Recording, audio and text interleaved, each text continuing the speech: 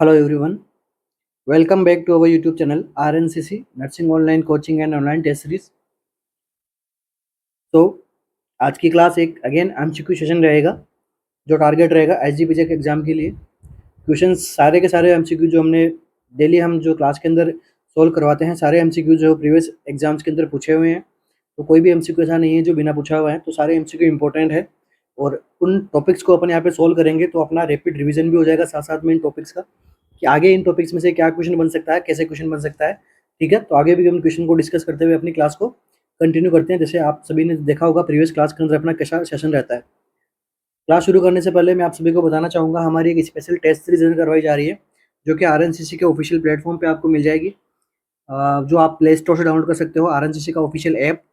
वहाँ पे आपको एसजीपीजे के लिए अभी हमने करंटली चला रखी है और अभी हमने पीजीआई के लिए भी हम लॉन्च कर रहे हैं, तो आप उसको भी बाय कर सकते हैं। आप प्राइस हमने उसकी एकदम अफोर्डेबल रखी है, तो कि हर जो भी स्टूडेंट नीडी हो और प्रिपरेशन और बेहतर अपनी बनाना चाहे कंसीडर कर सकते हैं उसको। तो शुरू करते हैं आज की अपनी क्लास को बिना किसी देरी के।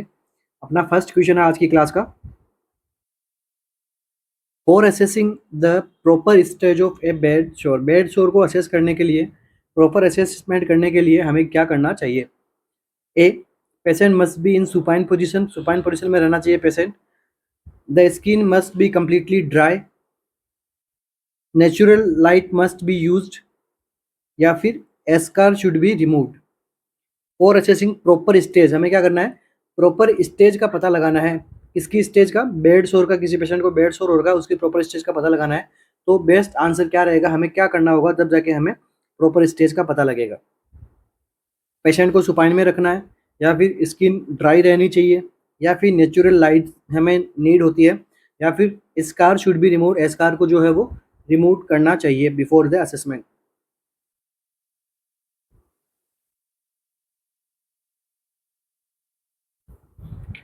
तो देखिए सबसे पहले बेड शोर क्या होता है। बेड शोर क्या होता है, इसके हम क्या बोलते हैं, डेक्यूबिटस अल्सर बोलते हैं इसको, या फिर इसको हम क्या बोल सकते हैं,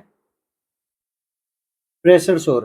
ठीक है, प्रेशर शोर का आपने मतलब समझ लिया होगा कि प्रेशर की वजह से अपने बॉडी में अल्सरेशन होना स्किन में, क्या कहलाता है, बेड शोर। तो डेफिनेशन की बात करें तो ulceration in the skin that caused by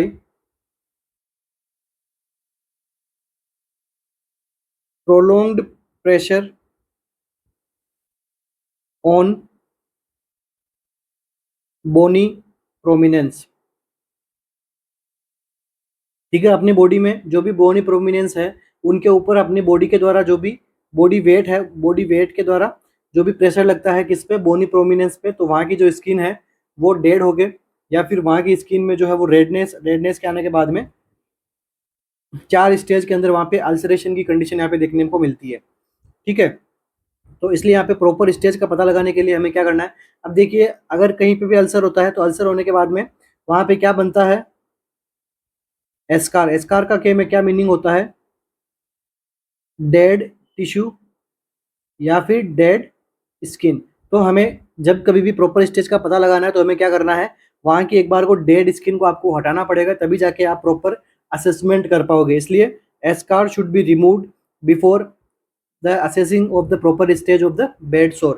ठीक है, बेड सोर का प्रॉपर स्टेज को पता लगाने के लिए हमें क्या करना है, स्कार को रिमूव करना पड़ेगा। अब देखिए रिस्क फैक्टर क्या क्या होते हैं बेड सोर के। रिस्क फैक्टर्स फॉर बेड सोर, सबसे पहला रिस्क फैक्टर क्या है, पेशेंट जो है वो उसका इमोबिलिटी है, पेशेंट मूवमेंट नहीं कर पाता है। Second, lack of sensory perception. ठीक है, उसको बॉडी के अंदर सेंसेशन फील नहीं होते हैं। Next, poor nutrition and hydration, अगर हाइड्रेशन और उसका न्यूट्रिशन भी है वो डिक्रीज होगा तो भी प्रेशर अल्सर हो सकता है। ठीक है, स्किन की इलास्टिसिटी मेंटेन नहीं रहेगी अगर हाइड्रेशन न्यूट्रिशन मेंटेन नहीं रहेगा तो। ठीक है, और कोई भी affecting disease of blood flow. ठीक है, स्किन के ऊपर प्रॉपर ब्लड फ्लो भी नहीं होगा तो भी जो प्रेशर और बेड श्योर होने की संभावना है वहाँ पे बढ़ जाती है। ठीक है, अब इसके अंदर देखिए मोस्ट इंपॉर्टेंट फैक्टर कौन सा होता है प्रेशर अल्सर में, तो वो होता है फ्रिक्शन।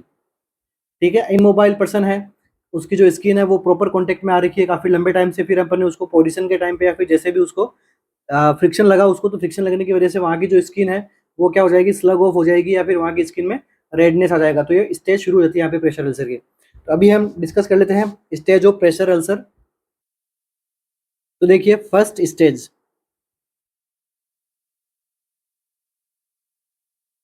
फर्स्ट स्टेज क्या होती है प्रेशर अल्सर की। तो देखिए फर्स्ट स्टेज के अंदर क्या होता है, स्किन जो है वो इंटैक्ट रहती है, ठीक है। ये स्किन के नीचे के टिश्यूज वगैरह है, तो इसके अंदर क्या रहता है, स्किन जो है वो इंटैक्ट रहेगी।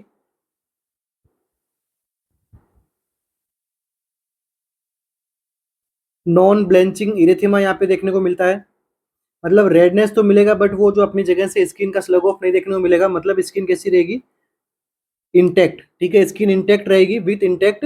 स्किन का ऊपर का पार्ट कौन सा होता है, एपिडर्मिस, तो एपिडर्मिस भी यहाँ पे प्रेजेंट रहती है, इंटैक्ट रहती है, ठीक है। और क्या हो जाएगा, रेडनेस, स्किन कैसी हो जाएगी, रेड हो जाएगी, साथ साथ में warm, red and warm skin यहाँ पे पेशेंट को फील होगी। तो ये कौन सा हो गया, स्टेज फर्स्ट। अब बात करते हैं स्टेज सेकंड की। स्टेज सेकंड में क्या होता है, ये हमारी स्किन है, ये हमारा टिश्यू है। तो इस स्टेज के अंदर क्या होता है, यहाँ की जो पार्शियल थिकनेस है वो यहाँ पे अफेक्ट हो जाती है स्किन की। तो पार्शियल थिकनेस कौन बनाता है, एपिडर्मिस एंड डर्मिस। तो अपन इसको क्या लिखेंगे, पार्शियल थिकनेस अल्सर प्रेजेंट, ठीक है। अल्सर प्रेजेंट होगा यहाँ पे, वो भी किसा, पार्शियल थिकनेस का। इन्वॉल्व क्या हो जाएगी यहाँ पे, involve epidermis plus dermis. Next stage, साथ ही साथ में यहाँ पे हमें क्या देखने को मिलेगा, सुपरफिशियल ब्लिस्टर। कौन से स्टेज में फॉर्मेशन होता है, क्वेश्चन आता है इससे कि प्रेशर शोर की कंडीशन में ब्लिस्टर फॉर्मेशन अगर हो रहा है तो कौन से स्टेज में होता है, तो सेकेंड स्टेज के अंदर, ठीक है। ब्लिस्टर क्यों हुआ यहाँ पे, अब्रेशन की वजह से या फिर फ्रिक्शन की वजह से जो है वो स्किन का यहाँ पे स्लग ऑफ हो गया, वो ब्लिस्टर के फॉर्म में डेवलप होना। और यहाँ पे भी ये भी कैसा फील होगा, अगर इसको अपन टच करेंगे तो कैसा फील होगा, वार्म एंड रेड फील होता है। इसके बाद में बात करते हैं अपन स्टेज थर्ड की। तो देखिए स्टेज थर्ड के अंदर ये हमारी नॉर्मल स्किन का टिश्यू है। तो इसके अंदर स्टेज थर्ड के अंदर क्या होता है, यहाँ पे जो टिश्यू नेक्रोस होना ऐसे शुरू हो जाता है। तो इसके अंदर क्या क्या होता है, full thickness skin loss,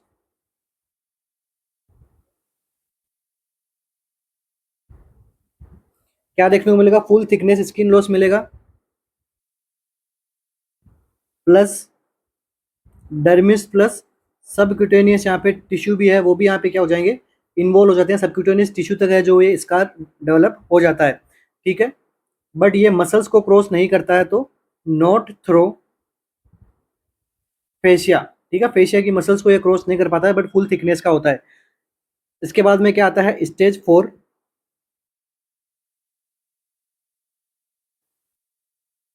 stage four के अंदर क्या होता है, ये अपना कंप्लीट जो है वो स्किन का टिश्यू चला जाएगा, साथ में जो है वो मस्कुलर लेयर भी यहाँ पे अफेक्ट होगी, नीचे बोन तक ये पहुंच जाता है ब्लड सोर। तो इसको अपन क्या बोलते हैं, स्टेज फोर ब्लड सोर। इसके अंदर क्या होता है, full thickness plus damage muscle plus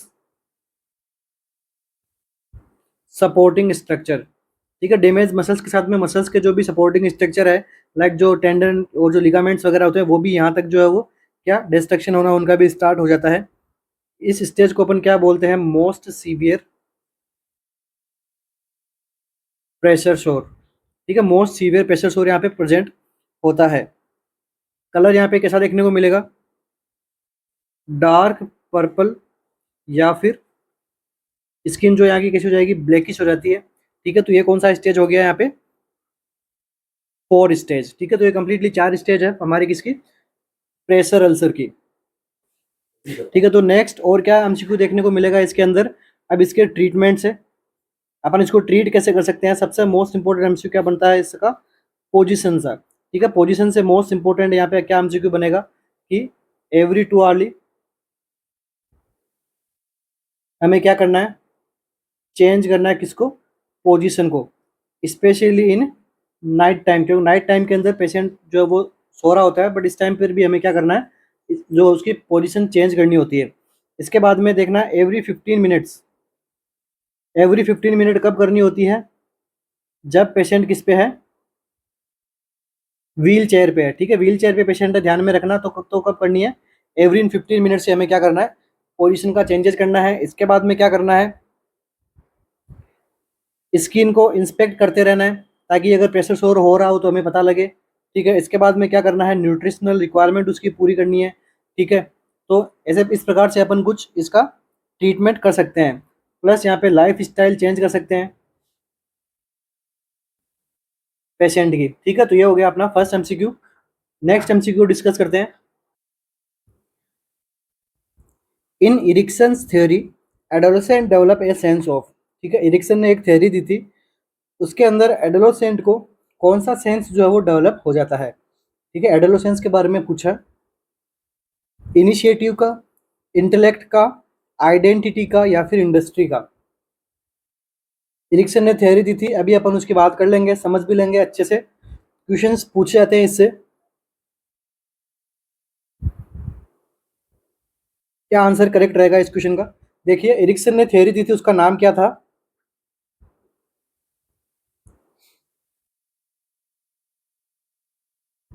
theory of, sorry, psychosocial stage. ठीक है, theory of psychosocial stage of development. ठीक है, कौन सी थ्योरी दी थी, थ्योरी के बारे में डायरेक्ट एमसीक्यू आता है इससे। इसके बाद में इसके अंदर कुछ स्टेज है, जैसे जैसे किसी इन्फेंट का डेवलपमेंट होता है, एडोलेसेंट, एडोलेसेंट के बाद में एकदम लास्ट में जब वो मेच्योरिटी तक पहुंच जाता है, तो उस बीच में उसके अंदर क्या होता है, साइकोसोशियल स्टेज का डेवलपमेंट होता है। ठीक है, तो अपन बात कर लेते हैं वन बाय वन स्टेज की। सबसे पहला कौन सा स्टेज आता है, इन्फेंट का, या फिर बोल सकते हैं इसको इन्फेंसी। टाइम इसका रहता है कितना, 0 से 18 मंथ का। अब इसके अंदर क्या होता है, कौन सा साइकोसोशियल का इसके अंदर डेवलपमेंट हो रहा होता है, तो ट्रस्ट वर्सेस मिसट्रस्ट। ठीक है, ट्रस्ट वर्सेस मिसट्रस्ट, इसके अंदर जो इन दोनों चीज़ों का इसके अंदर डेवलप होता है। ठीक है, वो फीडिंग के लिए अपने पेरेंट्स पे ट्रस्ट करता है, और वो किसी दूसरे पर्सन के पास में आता है तो वो उससे वो मिसट्रस्ट करता है। ठीक है, तो वो पेरेंट्स के पास में आने का वो ज़्यादा उसको रहता है, लगाव रहता है। तो ये सब चीज़ें किसके अंदर देखने को मिलती है, इन्फेंसी के अंदर। टाइम ड्यूरेशन क्या है इसका, वही 0 से 18 मंथ। अब इसके अंदर देखिए, एक इंपॉर्टेंट इवेंट्स होते हैं हर स्टेज के अंदर। तो देखिए, इसके अंदर क्या ऐसा इंपॉर्टेंट इवेंट्स होता है, तो इन्फेंट क्या करता है, फीडिंग करता है, एंड कंफर्ट में ये बेसिकली यहाँ पे स्टे करता है। ठीक है, इन्फेंट में क्या इंपॉर्टेंट इवेंट्स होते हैं, एक तो फीडिंग, दूसरा कंफर्ट। ठीक है, और इसके अंदर कौन सा साइकोसोशियल स्टेज रहती है इसके अंदर, ट्रस्ट वर्सेस मिसट्रस्ट की। सेकंड में क्या आता है, अर्ली चाइल्डहुड। इसका एज क्या रहती है, 2 to 3 ईयर इसकी एज रहती है, और इसमें क्या डेवलप होता है, sense of autonomy and same and doubt का। ठीक है, यहाँ पे जो अर्ली चाइल्डहुड के अंदर क्या आता है, जो इसको बच्चे को क्या सेंस होता है, sense of autonomy and same and doubt का यहाँ पे सेंस होता है। और देखिए, इससे इंपॉर्टेंट क्या एमसीक्यू बनता है कि इस टाइम पे इंपॉर्टेंट इवेंट क्या है, कौन सा होता है, तो टॉयलेट ट्रेनिंग। ठीक है, टॉयलेट ट्रेनिंग कब देते हैं, 3 ईयर की एज में। ठीक है, 3 ईयर की एज में शुरू कर देते हैं टॉयलेट ट्रेनिंग को। तो यहाँ पे टॉयलेट ट्रेनिंग दी जाती है। दूसरा इंपॉर्टेंट इवेंट्स क्या होता है इसके अंदर, ड्रेसिंग का। इसके बाद में देखिए थर्ड वन पे क्या आता है, प्री स्कूल वाला बच्चा आता है, इसकी एज क्या होती है, 3 to 5 ईयर। इसके अंदर क्या सेंस डेवलप होता है, इनिशिएटिव वर्सेस गिल्ट का। ठीक है, इसके अंदर कौन सा सेंस डेवलप होता है, इनिशिएटिव वर्सेस गिल्ट का।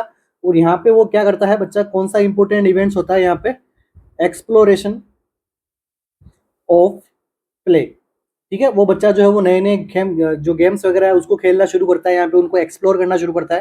ठीक है, साथ साथ में उसको ऐसी फीलिंग आती है, एम आई गुड और बैड, ठीक है, गुड और बैड, ठीक है। इनिशिएटिव मतलब वो कुछ ऐसा नया शुरू करना चाहता है, नया एक्सप्लोर करना चाहता है, उसके अंदर फिर वो देखता है कि क्या इसके अंदर मैं अच्छा हूँ, या फिर उसको गिल्ट होता है अगर वो उसमें अच्छा नहीं होता, तो गुड और बैड बैड का इनिशिएशन इसके अंदर शुरू होता है, ठीक है। इसके बाद में कौन सा स्टेज आता है अपना, देखिए सारे स्टेज इंपॉर्टेंट है, ठीक है, तो ध्यान में रखना कौन से स्टेज में कौन सा सेंस का डेवलपमेंट हुआ है। जैसे एक बार एमसीक्यू पूछा हुआ है आपको एसजीपीजे के एग्जाम के अंदर ही, ठीक है, इसके अंदर आपसे क्या पूछा, एडोलेसेंट की, अभी एडोलेसेंट की भी बात करेंगे। जैसे एडोलेसेंट के बारे में पूछा, हो सकता है आपको इन्फेंसी अर्ली चाइल्डहुड के बारे में पूछ ले, या फिर प्री स्कूल के बारे में पूछ ले। अब इसके बाद में कौन सी स्टेज आती है, स्कूल एज। तो देखिए स्कूल एज टाइम कब तक होता है, 6 to 11 ईयर का ये टाइम होता है। इसके अंदर क्या सेंस डेवलप होता है, इंडस्ट्री वर्सेस इंफीरियरिटी, ठीक है, यहाँ पे सब में वर्सेस है, इंडस्ट्री वर्सेस इंफीरियरिटी का यहाँ पे उसको फीलिंग आती है, ठीक है। इंपॉर्टेंट इवेंट्स क्या होता है, जैसे स्कूल एज है तो स्कूल एज में क्या है, पर्सन जो वो स्कूल जाना शुरू कर देगा और नई नई वो एक्टिविटीज में पार्टिसिपेट लेना यहाँ पे वो शुरू कर देता है, ठीक है। बट और यहाँ पे जैसे इसके अंदर तो गुड और बैड हो गया, तो इसके अंदर ये बच्चा क्या सोचता है कि मैं और बेहतर कैसे बन सकता हूँ, ठीक है, how can I be good, how can I be good, मैं और बेहतर कैसे बन सकता हूँ किसी चीज में, मतलब इंडस्ट्री वर्सेस इंफीरियरिटी, वो और ज्यादा अच्छा कैसे बने, ठीक है। तो ये कौन से सेंस में डेवलप में होता है, स्कूल एज के अंदर कौन सा सेंस डेवलप हो गया, इंडस्ट्री वर्सेस इंफीरियरिटी, ठीक है। आपको ध्यान में रखना है, कंफ्यूज नहीं होना है सबको, आप साथ साथ में प्लीज आप नोट डाउन भी करते जाइएगा ताकि आपको रीमेमोराइज करने में इजी हो। इसके बाद में कौन सा ग्रुप आता है, एडोलेसेंट, एडोलेसेंट का एज ग्रुप 12 to 18 ईयर, ठीक है, एडोलेसेंट का एज ग्रुप क्या होगा, 12 to 18 ईयर। तो यहाँ पे कौन सा सेंस डेवलप होता है, आइडेंटिटी वर्सेस रोल कंफ्यूजन का, ठीक है, आइडेंटिटी उसको, रोल कंफ्यूजन का यहाँ पे उसको सेंस डेवलप होता है। और इसके अंदर इंपॉर्टेंट इवेंट्स क्या होता है, सोशल रिलेशनशिप,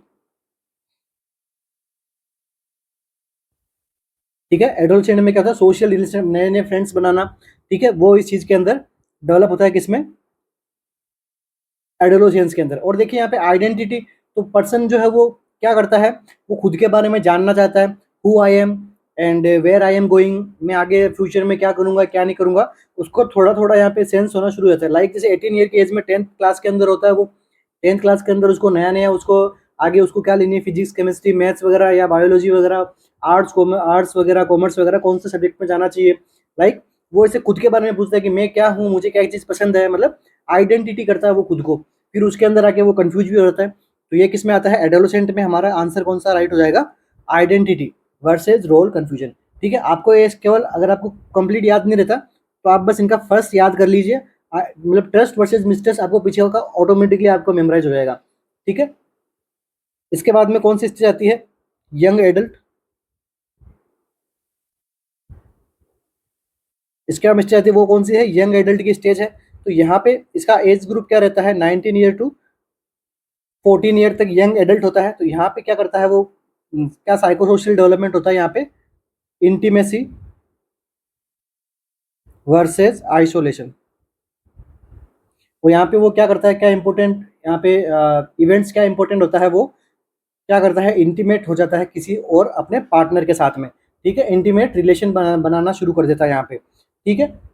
तो यहाँ पे और वो क्या सोचता है, am I loved and wanted, क्या मैं किसी से प्यार करता हूँ या फिर कोई मुझसे प्यार करता है या फिर कोई मुझे चाहता है।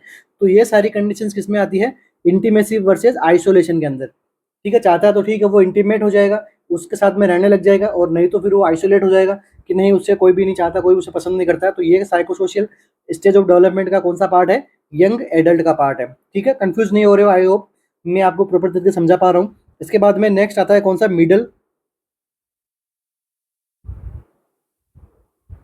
मिडल एडल्टहुड, ठीक है। अब मिडल एडल्टहुड की क्या एज ग्रुप होती है, 40 to 65 ईयर की एज यहाँ पे रखते हैं अपन।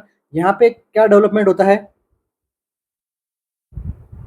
जनरेटिविटी वर्सेस स्टैग्नेशन, ठीक है। क्या डेवलप हुआ यहाँ पे, जनरेटिविटी वर्सेस स्टैग्नेशन का यहाँ पे जो है, ये कॉन्सेप्ट यहाँ पे डेवलप होता है। और इसके अंदर वो क्या करता है, इंपॉर्टेंट इवेंट्स यहाँ पे क्या होता है, वर्क एंड पेरेंटहुड, ठीक है, वो काम करता है और साथ साथ में वो पेरेंट बन जाता है इस एज के अंदर, तो वो अपना पेरेंटहुड मतलब जो पेरेंट बनने के बाद में उसकी क्या-क्या जी रिस्पॉन्सिबिलिटीज़ होती है, उसको वो आगे फॉरवर्ड करता रहता है अपनी लाइफ में, ठीक है? इसके बाद में लास्ट क्या है मैच्योरिटी। मैच्योरिटी कब आती है? Less than 65 year to death, ठीक है? ऐसे मैच्योरिटी का नहीं बोल रहे हैं, ऐसे तो मैच्योर अपन बहुत जल्दी हो जाते हैं, ठीक है? नियर बाय जब हम एडल्ट लगते हैं 11th-12th के क्लास में आते हैं तब अपन धीरे-धीरे मैच्योर होना शुरू हो जाते हैं, ठीक है? अपनी शादी भी इससे पहले कई बार जो मैच्योर होंगे तभी शादी होती है अपनी, ठीक है? सब लोगों की। तो एरिक्सन के अकॉर्डिंग मैच्योरिटी क्या कौन सा है? ईगो, आइडेंटिटी वर्सेस डेस्पेयर, ठीक है? तो ये इसके अंदर क्या सेंस डेवलप होता है इस एज के अंदर 65 ईयर टू टिल डेथ के अंदर क्या डेवलप होता है? ईगो आइडेंटिटी करता है वो, साथ-साथ में उसको ईगो डेस्पेयर भी हो जाता है, ठीक है? इसके अंदर वो क्या देखता है? लाइफ के रिफ्लेक्शंस को देखता है, रिफ्लेक्शन ऑफ लाइफ, कि भाई उसने लाइफ को वो कैसे जिया है, क्या उसने किया है, क्या उसने सब कुछ अपने ड्रीम्स फुलफिल कर लिए, या फिर उसने अपनी जो लाइफ जी है वो हैप्पीली जिए नहीं जिए। तो ये सारे सेंस कब डेवलप होते हैं? मैच्योरिटी वाली स्टेज में या फिर ईगो डिस्पायर इंटीग्रिटी वाली स्टेज में। तो ये हो गई अपनी कंप्लीट कौन सी? इरिक्शन थ्योरी, ठीक है? इरिक्शन ने कौन सी थ्योरी दी थी? Psycho social stage of development की थ्योरी किसने दी थी? इरिक्सन ने दी थी, ओके? इसके अलावा एक और थ्योरी देखने को मिलती है, वो भी काफी इंपॉर्टेंट है, वो है फ्रूट्स साइकोसेक्सुअल डेवलपमेंट थ्योरी, ठीक है? इसको मैं साथ में इसलिए बता रहा हूँ क्योंकि इन दोनों थ्योरी में कंफ्यूजन होता है, ठीक है? एक है साइको सोशल, एक है साइको सेक्सुअल। तो साइको सेक्सुअल थ्योरी किसने दी थी? फ्रूट ने दी थी। एंड साइको सोशल किसने दी थी? एरिक्सन ने दी थी। तो इसके अंदर भी कुछ स्टेज होती है।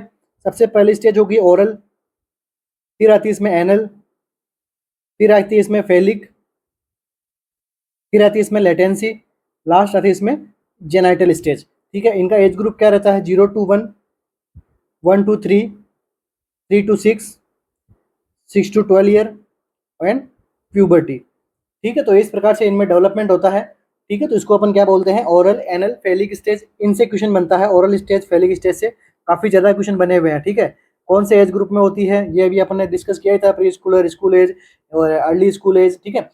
तो ये सब चीजें अपने किस में पढ़ते हैं? साइकोसेक्सुअल थ्योरी के अंदर पढ़ते हैं, ओके?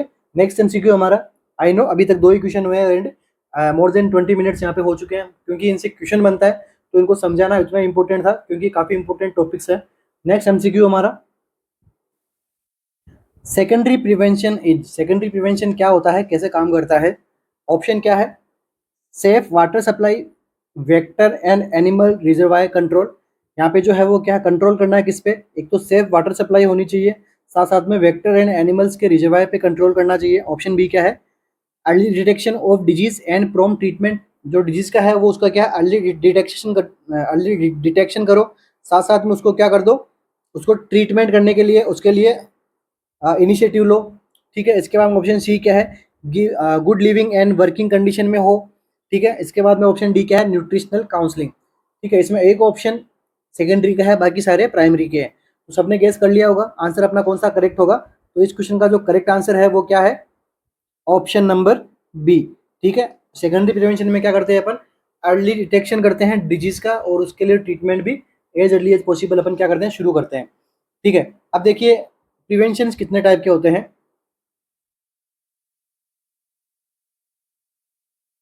4 टाइप के हमारे पास में टोटल प्रिवेंशन होते हैं। फर्स्ट प्रिवेंशन प्राइमोडियल, ठीक है? प्राइमोडियल प्रिवेंशन में अपन क्या करते हैं? Prevention of emergence and development of risk factor, risk factor को डेवलप ही नहीं करने देते हैं, उससे पहले अपन क्या करते हैं? प्रिवेंशन अपना लेते हैं। इसको हमने क्या कहा? Primordial prevention. इसके अंदर हम क्या करते हैं? ये कैसे काम करता है प्राइमोडियल प्रिवेंशन? सबसे पहले अपन इसके अंदर क्या करते हैं? हेल्थ को प्रमोट करते हैं, ठीक है? Health promotion and health education, ठीक है? ये किस में आते हैं?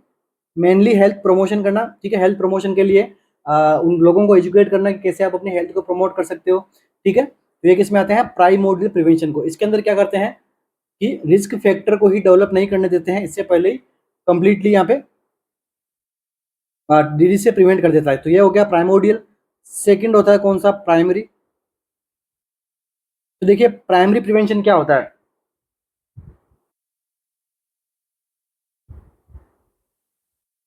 Prevention of disease when risk factors are present. ठीक है, तो प्राइम मॉडल में तो क्या किया हमने, रिस्क फैक्टर को ही डेवलप नहीं किया, और यहाँ पे क्या हो रहा है, डिजीज को प्रिवेंट करना है, बट रिस्क फैक्टर तो क्या प्रेजेंट है, बट रिस्क फैक्टर प्रेजेंट होने पर भी अपन क्या डिजीज को प्रिवेंट करते हैं, तो ये कौन सा आता है, प्राइमरी प्रिवेंशन। इसके बाद में थर्ड कौन सा है, सेकेंडरी। तो सेकेंडरी प्रिवेंशन के अंदर क्या आता है, early diagnose and treatment of disease, किसके अंदर आता है, सेकेंडरी में। ठीक है, किसी भी डिजीज का अर्ली डायग्नोस होना, उसको ट्रीटमेंट शुरू कर देना और उसको कॉम्प्लिकेशन से बचाना, ये किसमें आता है, सेकेंडरी प्रिवेंशन में। लास्ट कौन सा प्रिवेंशन होता है, टर्सरी। तो टर्सरी प्रिवेंशन का क्या काम है, prevention of disability and death. ठीक है, डिसेबिलिटी एंड डेथ से प्रिवेंट करना, कैसे करोगे, इसके अंदर अपन क्या करते हैं, रिहेबिलिटेशन करेंगे, साथ साथ में डिसेबिलिटी प्रिवेंशन करेंगे, डिसेबिलिटी प्रिवेंशन के प्रोग्राम चलाएंगे इसके अंदर, साथ साथ में क्या करेंगे, पर्सन को रिहेबिलिटेट करेंगे। एमसीक्यू बनता है इन दोनों से। ठीक है, अब सेकेंडरी के अंदर क्या करेंगे अपन, अर्ली डायग्नोसिस एंड ट्रीटमेंट कर देंगे, ये भी एमसीक्यू बना हुआ है, एमसीक्यू जैसे यही क्वेश्चन पूछा हुआ है। इसके बाद में प्राइमरी के अंदर अपन क्या करते हैं, प्राइमरी से क्या एमसीक्यू बनता है, देखिए मोस्ट इंपोर्टेंट, प्राइमरी से क्या एमसीक्यू बनता है, इसके अंदर एमसीक्यू बनता है एक तो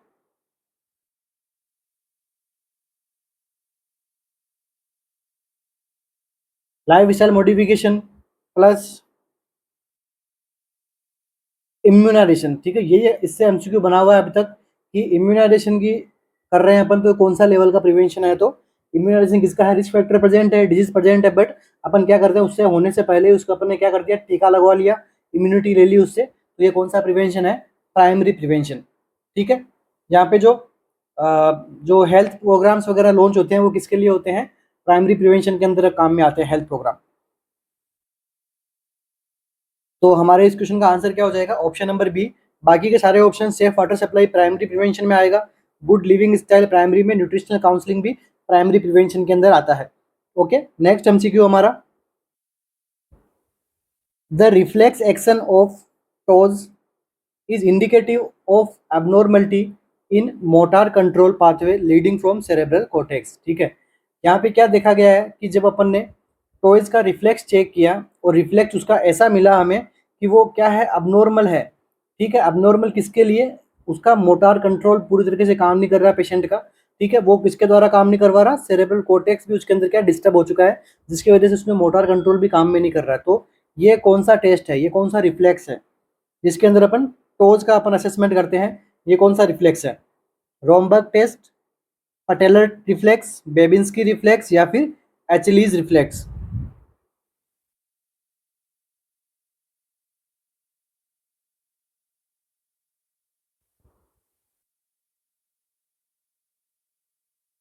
तो देखिए इस क्वेश्चन का करेक्ट आंसर जो रहेगा वो क्या रहेगा, ऑप्शन नंबर सी। ये कौन सा रिफ्लेक्स है, बेबिंस्की रिफ्लेक्स। ठीक है, ये कौन सा रिफ्लेक्स है, बेबिंस्की रिफ्लेक्स। ठीक है, अब सबसे पहले हम बात करते हैं एडल्ट की। तो देखिए एडल्ट के अंदर अगर ये रिफ्लेक्स क्या हो, नेगेटिव, नेगेटिव रिफ्लेक्स की बात कर रहा हूँ, नेगेटिव रिफ्लेक्स होगा तो कैसा होगा, ये जो अपना अंगूठा है पैर का, ये कैसा आगे की तरफ झुकेगा। ठीक है, तो इस प्रकार से क्या रहेगा हमारा रिफ्लेक्स, पैर का हमें जो पैर का जो प्लांटर सरफेस है वो ऐसा दिखेगा। ठीक है, ऐसा दिखेगा हमें, तो ये कौन सा हो गया, नेगेटिव रिफ्लेक्स। बट अगर एडल्ट में इसको अपन पॉजिटिव कब बोलेंगे, इसका इमेज देख के समझ सकते हो, गूगल में एक बार इमेज जरूर देख लेना इसकी। बट एडल्ट के अंदर पॉजिटिव कैसा रहेगा, पेनिंग ऑफ टॉयज। ठीक है, ये टॉयज का जो है आउटवर्ड यहाँ पे पेनिंग होना, तो ये क्या कहलाता है, पॉजिटिव बेबिंस्की रिफ्लेक्स। तो बेबिंस्की रिफ्लेक्स का अगर पॉजिटिव आना क्या होता है, अबनॉर्मल होता है।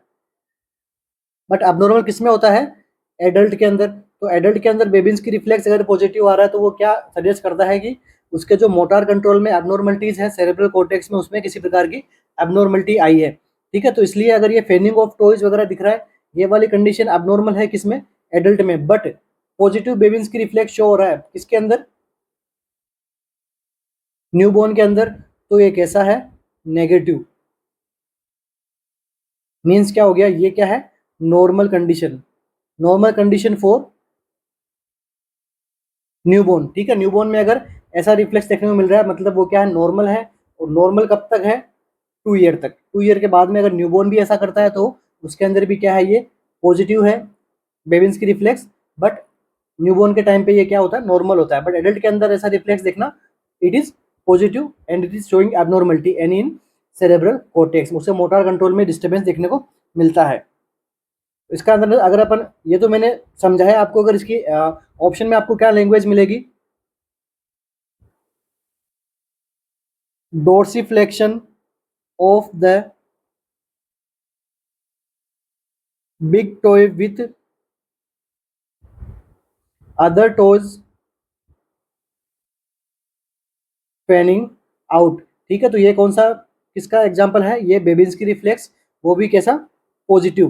पॉजिटिव बेबिन्स्की रिफ्लेक्स अगर आपको ऐसा यहाँ पे एग्जाम के अंदर लिखा हुआ मिलेगा तो वो क्या है, बेबिन्स्की रिफ्लेक्स का टाइप है। और ये नॉर्मल किस में है, न्यूबॉर्न में, बट अबनॉर्मल किस में है, एडल्ट में। तो ध्यान में रखना, कंफ्यूज नहीं होना है। नेक्स्ट यहाँ पे क्या दिया गया, रोमबर्ग टेस्ट। तो रोमबर्ग टेस्ट किसके लिए होता है,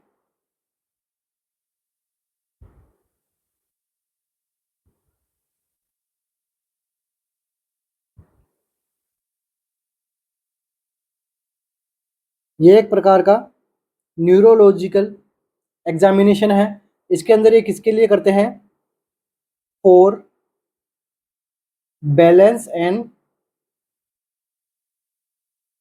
कोऑर्डिनेशन के लिए। ठीक है, पेशेंट का बैलेंस एंड कोऑर्डिनेशन का पता लगाने के लिए कौन सा टेस्ट करते हैं अपन, रोमबर्ग टेस्ट। अब इसके अंदर क्या होता है देखिए, सबसे पहले अपन क्या करते हैं, ask the patient to stand with the heels together. उसको अपन बोलेंगे कि आपने अपने पैरों को है वो दोनों को पास में रख के खड़े हो जाइए। अभी उसको हम क्या बोलेंगे, first with eyes open and second with eyes close. ठीक है, इंपॉर्टेंट है, रोमबर्ग टेस्ट पूछा हुआ है, एम्स में भी आया हुआ है, तो हो सकता है आपके आगे एसजीआई या पीजीआई के अंदर भी देखने को मिले। तो देखिए, रोमबर्ग टेस्ट कौन सा एग्जांपल है, एक न्यूरोलॉजिकल एग्जांपल है। इसके अंदर अपन क्या करते हैं, पेशेंट का balance and body coordination assess करते हैं। टेस्ट करते कैसे हैं, पेशेंट को कहेंगे आप खड़े हो जाइए दोनों पैरों को साथ में करके। पहले आप आंखें खोल के खड़े होइए, फिर बाद में आप आंखें क्लोज करके खड़े होइए। कितनी देर तक खड़ा होना है, 30 सेकेंड्स तक। ठीक है, 20 to 30 सेकेंड्स तक खड़ा होना है। अब अगर उसके अंदर देखिए, अब एक खड़ा रहेगा पेशेंट, उसमें दो दो बात होगी। सबसे पहले इधर आई ओपन करके खड़ा है वो, एंड इधर आई क्लोज करके खड़ा है वो। ठीक है, अब हमें करना क्या है, हमें क्या करना है, असेस करना है, assess of loss of balance को। ठीक है, कौन सी कैटेगरी के अंदर वो पेशेंट क्या कर रहा है, अपना बॉडी का बैलेंस खो दे रहा है। ठीक है, डिस्टर्ब हो रहा है, तो उसको हमें असेस करना है। अगर वो उसका बैलेंस ओपन आई करिए हुए, उसको अपन बोलेंगे सीधा खड़े हो जाओ और आंखें खुले करके।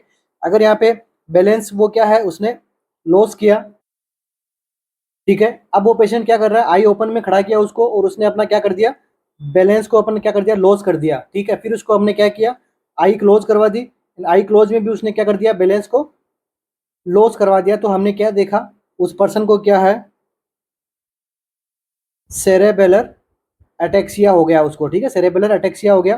तो ये क्या है, न्यूरोलॉजिकल एग्जामिनेशन है, किसका पता लगाने के लिए, अटेक्सिया का। ठीक है, कौन से, सेरेबेलर अटेक्सिया, क्योंकि सेरेबेलम अपना क्या करता है, बॉडी कोऑर्डिनेशन का मेंटेन करता है। तो अगर इन दोनों को साथ में, वो आईज ओपन में भी बैलेंस लॉस कर रहा है और आई क्लोज में भी बैलेंस लॉस कर रहा है, तो ये क्या हो गया, सेरेबेलर अटेक्सिया। बट अगर केवल और केवल वो क्या करता है, आई क्लोज के अंदर लॉस करता है अपने बैलेंस को,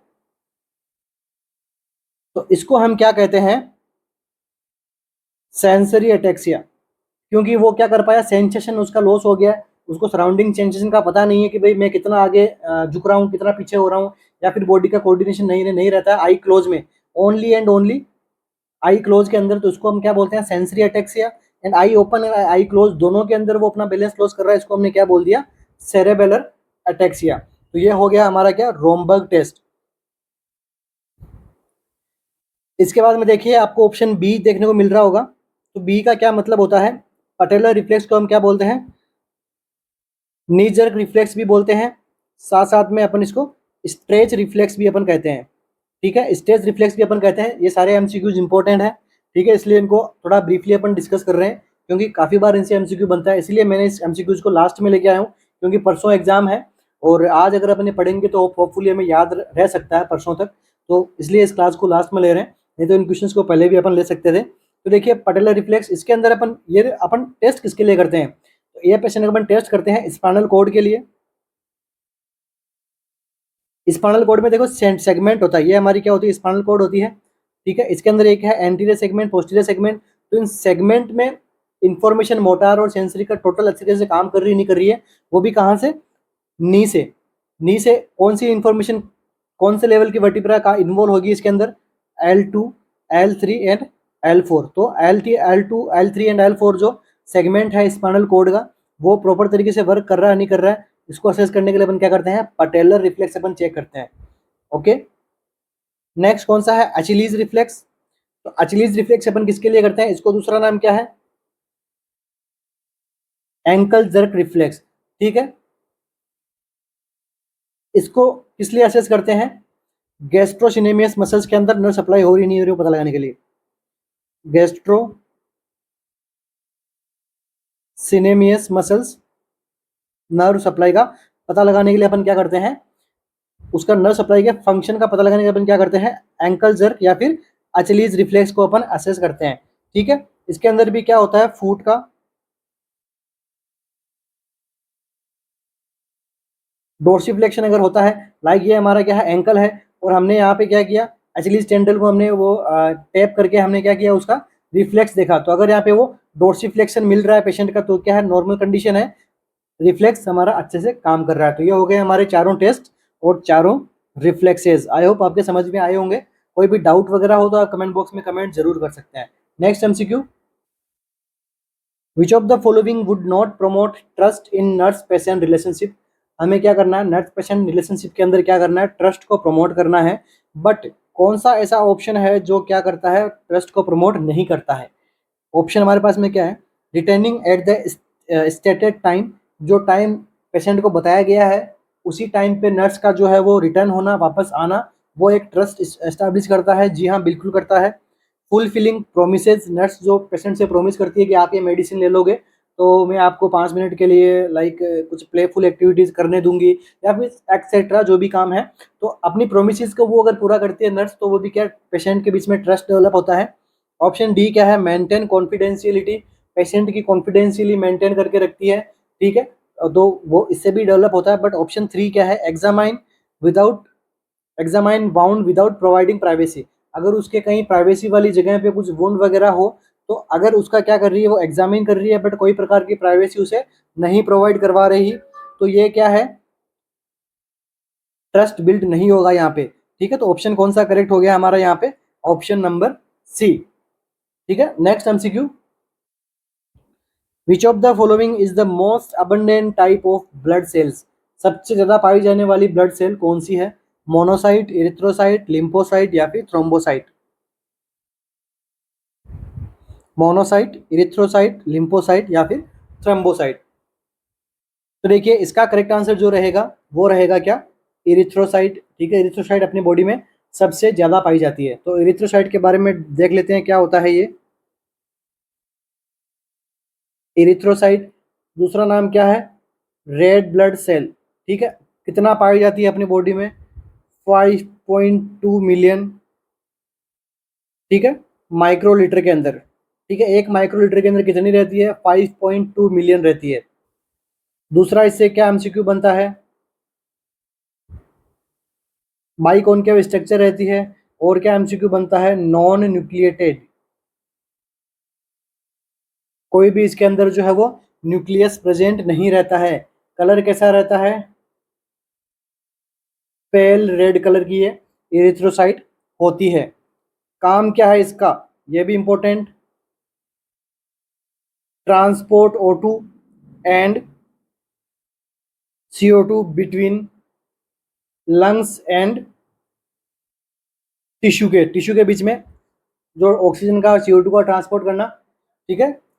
इसके बाद में important MCQ life span.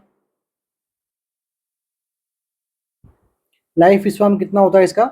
120 days approx, ठीक है। अप्रोक्स 120 डेज तक इसका क्या रहता है? लाइफ स्पान रहता है। दूसरा क्या है? दूसरी कौन सी सेल लेते हैं अपन? नेक्स्ट ब्लड की सेल होती है वो कौन सी? ल्यूकोसाइट, ठीक है। ल्यूकोसाइट के अंदर और सब कैटेगरीज होती है, बट ल्यूकोसाइट की अपन बात करते हैं। तो ये क्या काम करती है? Functions in defence. डिफेंस का अपने बॉडी में कौन सा फंक्शन करती है? ल्यूकोसाइट। इसका लाइफ स्पान कितना होता है? फ्यू हॉर्स टू डेज तक इसका क्या रहता है? लाइफ स्पान रहता है। अब देखिए ल्यूकोसाइट्स के अंदर क्या रहता है, अपन बात कर लेते हैं किसकी? न्यूट्रोफिल्स की। सुपरफिशियल इनका रिवीजन करते हैं क्योंकि MCQ बनता है, ठीक है। It is the most common leucocyte. Most common leucocyte कौन सी है? न्यूट्रोफिल है। क्या काम करती है? फेगोसाइटिक का, ठीक है। फेगोसाइटिक का काम करती है release cytotoxic chemicals.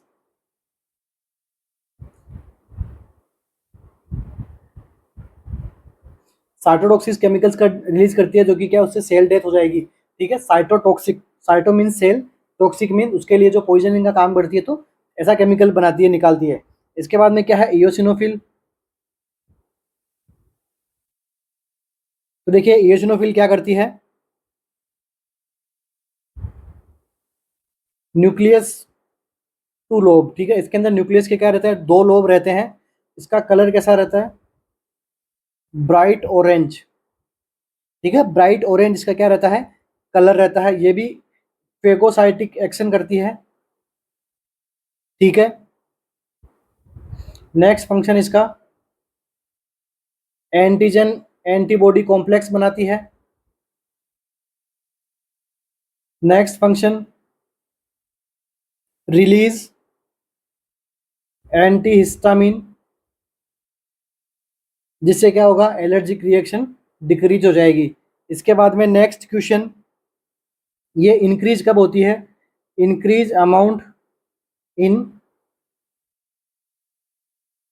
Parasitic and allergic reaction में क्या होती है? ये इंक्रीज होती है, ठीक है। नीचे जो ऑप्शंस में से किसी में क्या, किसी के अंदर भी कोई भी MCQ बन सकता है, तो आपको ध्यान में रहना चाहिए इनका फंक्शंस क्या है, ठीक है। लाइफ स्पान इसका कितना होता है?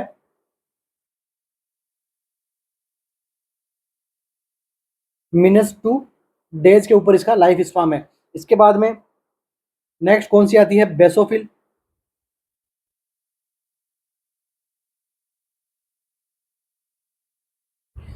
लीस्ट कॉमन ल्यूकोसाइटिस ल्यूकोसाइट है ये, लीस्ट कॉमन ल्यूकोसाइट होती है ये। और ये क्या काम करवाती है? प्रोमोट इन्फ्लामेशन, ठीक है। अभी हमने जो बात की थी वो ये सारी की सारी कौन सी है? ल्यूकोसाइटिस में, ल्यूकोसाइटोसिस में ये कौन सी ड्रग है? सॉरी, ल्यूकोसाइट की ये कौन सी? ग्रेन्युलोसाइट, ठीक है। ल्यूकोसाइट के अंदर 2 प्रकार की सेल्स होती है, ग्रेन्युलोसाइट और एग्रेन्युलोसाइट। तो न्यूट्रोफिल, इयोसिनोफिल एंड बेसोफिल, ये कौन सी कैटेगरी के अंदर आती है? ग्रेन्युलोसाइट के अंदर, ठीक है। ग्रेन्युलोसाइट के अंदर कौन सी? Neutrophil, eosinophil and basophil. अभी बात करते हैं एग्रेन्युलोसाइट की, मतलब ग्रेन्यूल्स के अंदर प्रेजेंट नहीं रहती है। एग्रेन्युलोसाइट के अंदर क्या आती है? लिम्फोसाइट,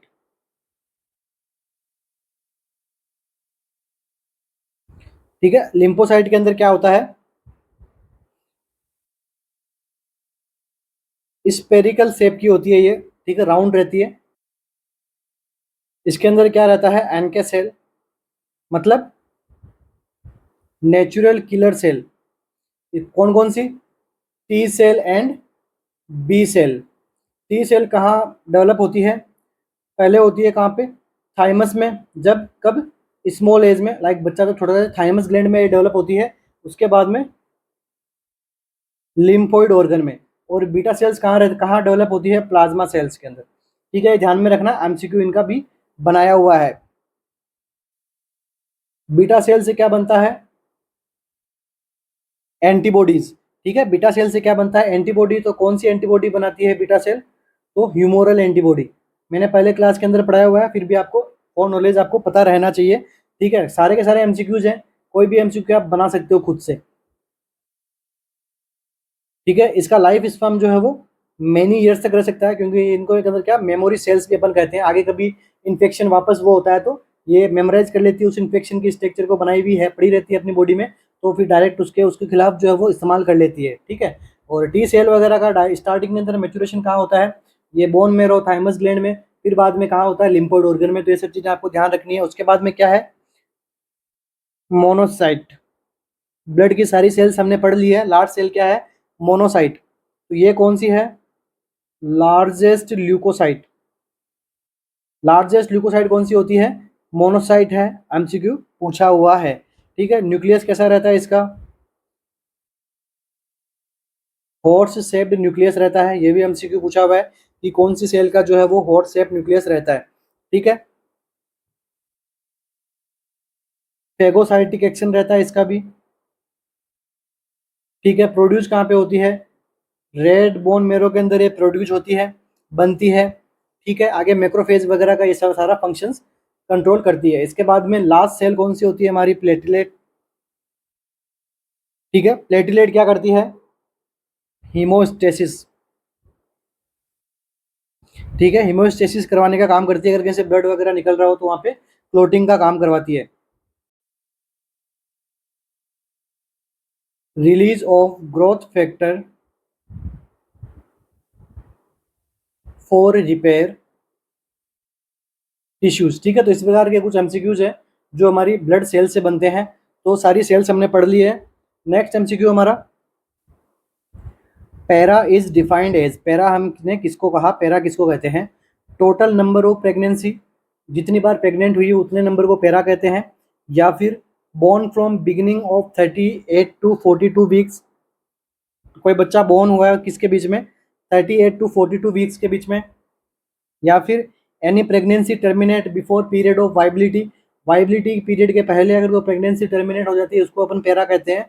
या फिर number of past pregnancy gone beyond period of viability, number of pregnancy कितनी बार वो पहले प्रेग्नेंट हुई है और कितनी बार उसकी जो प्रेगनेंसी है वो पीरियड ऑफ वाइबिलिटी को क्रॉस हुई है, बियॉन्ड पीरियड ऑफ वाइबिलिटी।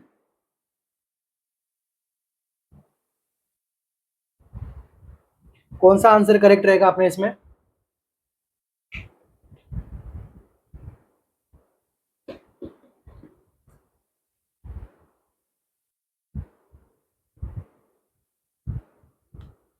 तो इस एमसीक्यू का आंसर रहेगा ऑप्शन नंबर डी। ठीक है, पैरा हम किसको कहते हैं, नंबर ऑफ पास्ट प्रेगनेंसी, पहले जितनी प्रेगनेंसी हुई है वो प्रेगनेंसी कितनी बार पीरियड ऑफ वाइबिलिटी को क्रॉस की गई है। ठीक है, पीरियड ऑफ वाइबिलिटी को कितनी बार उसने क्रॉस किया है तो उसको हम क्या कहते हैं, पैरा। इसके बाद में क्या है, टोटल नंबर ऑफ प्रेगनेंसी, इसको हमने क्या कह दिया, ग्रेविडा। इसको हमने क्या कह दिया, टर्म प्रेगनेंसी, क्योंकि 37 वीक टू 47, आफ्टर 37 टू 47 मतलब 38 टू 42 वीक्स, ये कितना हो गया, टर्म प्रेगनेंसी है ये। And this is the abortion. ठीक है, ये कौन सा पार्ट हो गया, अबॉर्शन का। अबॉर्शन के भी 4 टाइप होते हैं मेनली। फर्स्ट वन कौन सा हो गया, threaten abortion. Next second one inevitable, इसके बाद में इनकम्प्लीट, इसके बाद में कौन सा होता है लास्ट में, कंप्लीट। तो ये 4 टाइप के अबॉर्शन हैं। इसको अपन अगर टाइम मिला तो अपन इसको भी डिस्कस करेंगे। तो अभी अपन केवल समझ लेते हैं। ठीक है, अबॉर्शन कितने टाइप के होते हैं, 4 प्रकार के। थ्रेटेंड में क्या होता है, वेजाइनल ब्लीडिंग होती है, बट ये केवल थ्रेट देता है कि अबॉर्ट हो सकता है, अबॉर्ट हो सकता है, बट अबॉर्ट हुआ नहीं है अभी तक, बट केवल थ्रेट दिया है। तो थ्रेट कैसे मिला, वेजाइनल ब्लीडिंग के साथ में। ठीक है, इसके बाद में क्या है अपना दूसरा, इनवाइटेबल। इस कंडीशन के अंदर क्या होता है कि सर्विक्स है वो ओपन होना स्टार्ट हो जाता है और जो प्रोडक्ट ऑफ कंसेप्शन है उसका बाहर आना शुरू हो जाता है, मतलब इनवाइटेबल। तो वो कंडीशन होती है, इसके अंदर सीवियर पेन होता है और हैवी वेजाइनल ब्लीडिंग इसके अंदर देखने को मिलती है। कौन सा हो गया, इनवाइटेबल। नेक्स्ट क्या है, इनकम्प्लीट। इनकम्प्लीट में क्या है, जो फिटल प्रोडक्ट है ये पार्शियली तो बाहर निकल चुका है, बट अभी तक कुछ पार्ट और इस जो मदर के अंदर, यूट्रस के अंदर बचा हुआ है, मतलब कंप्लीट अबॉर्शन नहीं हुआ है। इसके अंदर भी क्या सर्विक्स ओपन रहता है, लाइक जैसे स्वीटस की जैसे स्किन वगैरह है वो अंदर चिपकी हुई रह जाती है, तो इसको हम क्या बोलते हैं, इनकम्प्लीट। इनकम्प्लीट के अंदर भी वेजाइनल ब्लीडिंग खूब सारी देखने को मिलती है, ठीक है। इसके बाद में कंप्लीट, कंप्लीट का मतलब तो product of conception expel out from the uterus. Complete के अंदर मतलब कंप्लीट अबॉर्ट हो चुका है बच्चा, इसको हम क्या कहते हैं, कॉन्सेप्शन का जो प्रोडक्ट है वो बाहर निकल चुका है। अब देखिए अबॉर्शन के बारे में हमने देख लिया। फिर कभी नेक्स्ट क्लास के पीजीआई के अंदर हम इसको अच्छे से समझेंगे कि पीजीआई के अंदर ओबीजी से काफी क्वेश्चन बनते हैं, ठीक है। ये हो गया पैरा। इसके बाद में next question and last question आज की क्लास का, cerclage is done for patient with, ठीक है। सर्कलेज एक प्रकार की सर्जिकल प्रोसीजर है, encircling cervix with suture. Suture को अपन क्या, सर्विक्स को अपन क्या कर देते हैं, सूचर से क्लोज कर देते हैं, ठीक है। ये कोर्स कौन से पेशेंट के अंदर होता है, कंप्लीट अबॉर्शन वाले पेशेंट में, थ्रेटन्ड अबॉर्शन वाले पेशेंट में, इनकम्प्लीट अबॉर्शन वाले पेशेंट में, या फिर इनकॉम्पिटेंट सर्विक्स वाले पोर्शन में। तो देखिए सर्कलेज ऑपरेशन होता है ये किसके अंदर होता है, इनकॉम्पिटेंट सर्विक्स के अंदर, ठीक है। इनकॉम्पिटेंट सर्विक्स का अपन क्या मतलब हो गया कि यहाँ पे जो सर्विक्स की है वो पावर कैसी है, इम्पेयर्ड हो गई है। सर्विक्स की जो रिटेंटिव पावर है कि फिटस को अंदर रोक के रखना, वो पावर जो है वो उसकी इम्पेयर हो गई है, वो क्या है अब इतना ज़्यादा स्ट्रॉन्ग नहीं रहा, वो वीक हो गया सर्विक्स, ठीक है। इसलिए अपन क्या करते हैं, ये हमारा सर्विक्स है तो एनसर्कुलेज ऑपरेशन करके इसको क्या करते हैं, क्लोज कर देते हैं, नॉन एब्जॉर्बेबल सूचर लगाते हैं इसके अंदर। तो ये कौन सी कंडीशन में आती है, इनकम्पिटेंट ऑफ सर्विक्स, ओके। तो इसी के साथ ही आज की अपनी क्लास को कंप्लीट करते हैं। आशा करता हूँ कि वीडियो अच्छा लगा हो आपको, एंड कोई डाउट्स वगैरह हो तो आप प्लीज़ कमेंट में जरूर कमेंट कीजिए। कमेंट नहीं करते हो आप लोग तो प्लीज़ कमेंट जरूर कीजिएगा, वीडियो को लाइक जरूर कीजिए, हमारे चैनल को सब्सक्राइब कीजिए। डेली बेसिस पे हम कोशिश रखते हैं हमारी की डेली बेसिस पे हम कुछ एमसीक्यू सोल्व करवाएं, कुछ टॉपिक्स है वो सोल्व करवाते हैं जो एग्जाम्स के अकॉर्डिंग काफ़ी ज़्यादा आपके हेल्पफुल हो सकते हैं, ठीक है। सारे टॉपिक्स सारे क्वेश्चंस एग्जाम के अंदर पूछे हुए हैं, तो कोई भी ऐसा टॉपिक हम नहीं लेते हैं। साथ साथ में हमारी टेस्ट सीरीज भी रन करवाई जा रही है आरएससीसी के ऑफिशियल प्लेटफॉर्म पे, तो वहाँ पे हमने अभी एसजीपीजीआई के 120 टेस्ट लिए हैं वहाँ पे। अब पीजीआई के लिए भी शुरू कर रहे हैं, तो जिन स्टूडेंट इनकी प्रिपरेशन कर रहा है तो वहाँ पे उनकी टेस्ट सीरीज भी यूज में ले सकते हैं। तो थैंक यू सो मच, बने रहने के लिए, wish you all the best, thank you.